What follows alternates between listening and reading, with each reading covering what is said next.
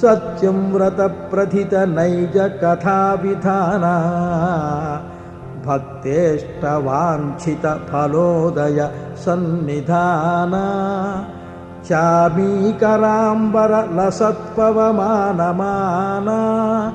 श्रीसत्यदेवा मम देहि करावलम्बम् मम देहि करावलम्बम्